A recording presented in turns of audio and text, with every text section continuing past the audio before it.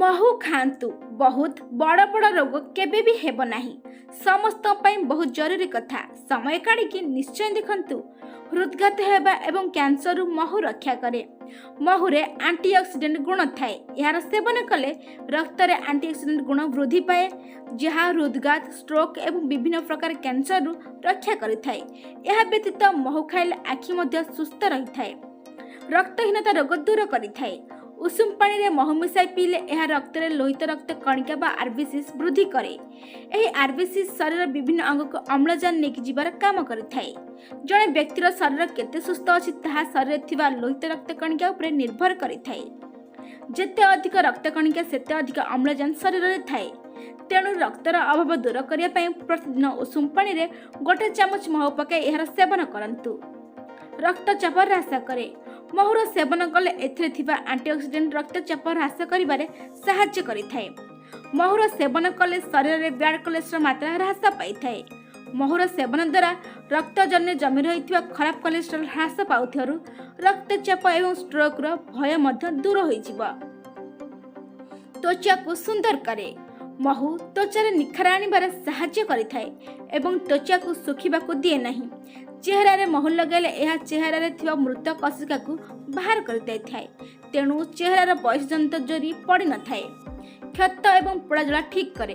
पुरातन जुगरु महूर व्यवहार क्षत को भरिबा एवं पोड़ाजला को ठीक करिया पई व्यवहार होई आसीछि।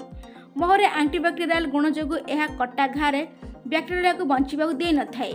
यह सहित महूरे एंटीइंजाम गुण जोगु क्षत जोगु होइता फुला मध्य दूर होइथाए। एणु कटि जाइथिबा बा पोड़ी जाइथिबा स्थान रे महू लगाइले यह भल परिणाम देइथाए। छोट छुआंकर काश दूर करिथाए। काशिबा छोट पिलांकर एक बड़ समस्या। यह श्वासनली रे इन्फेक्शन जोगु होइथाए। छोट पिलांको महू खुआइले यह इन्फेक्शन को दूर करी काश बंद कर देइथाए। यह व्यतीत छोट पिला महूर सेवन कले तांको निद मध्य भल होइथाए। मोटापण दूर करे। प्रतिदिन सकाळे खाली पेटर उषुम पानी 2 चामच महू मिसाई एहार सेवन कले पेटरे जमिथिया चर्बी दूर होइथाए। एही मिश्रण लेंबू रस मिसाइले एहार प्रभाव आहुरी अधिक रहिथाए।